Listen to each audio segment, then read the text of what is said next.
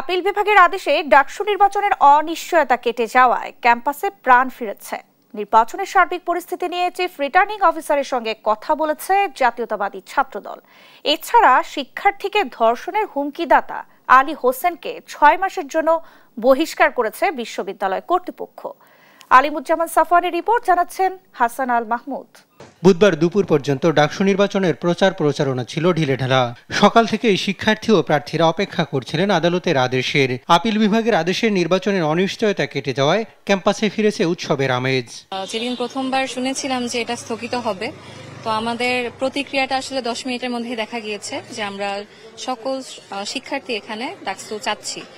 রায় দিয়েছে যে নির্বাচনে আর কোনো বাধা নেই, তখন আমাদের সেই যে আমাদের আগের যে স্পিড ছিল, যেভাবে আমরা কাজ করছিলাম, যে উদ্যমে কাজ করছিলাম, সেই উদ্যম আবার আমরা ফিরে পেয়েছি। একদিন থেকে আমাদের আসলে ছাত্র প্রতিনিধিত্ব নাই, সেটা বলতে গেলে বিভিন্ন দল মত এসে আমাদের আসলে মানে যেটাকে বলে ডোমিনেট করা ট্রাই করতেছে। অবশ্যই হ্যাঁ, এখন আসলে ভালো লাগতেছে যে আসলে ডাকসুটা হলে আমরা প্রতিনিধিত্ব পাবো। কিছু কুচক্রী মহল এবং দুষ্কৃতিকারী যারা রয়েছে, যারা ডাকসুকে বানচাল করার জন্য সবসময় প্রয়াস চালাতে এখনো চালাচ্ছে, এদের ষড়যন্ত্রের ফল এটা। দুপুরে চিফ রিটার্নিং অফিসারের সঙ্গে দেখা করে জাতীয়তাবাদী ছাত্রদল সমর্থিত প্যানেল। বৈঠক শেষে ছাত্রদল নেতারা জানান, ডাকসু নির্বাচনের সার্বিক পরিস্থিতি নিয়ে আলোচনা হয়েছে। 9 তারিখে যে নির্বাচনটা হবে সেটি যেন অবশ্যই ঢাকা বিশ্ববিদ্যালয়ের সকল শিক্ষার্থীবৃন্দ এই নির্বাচনে অত্যন্ত আনন্দের সাথে, যে দীর্ঘ বহুল প্রতীক্ষিত আমাদের ডাকসু নির্বাচন, সেই নির্বাচনে ভোট দিতে আসে।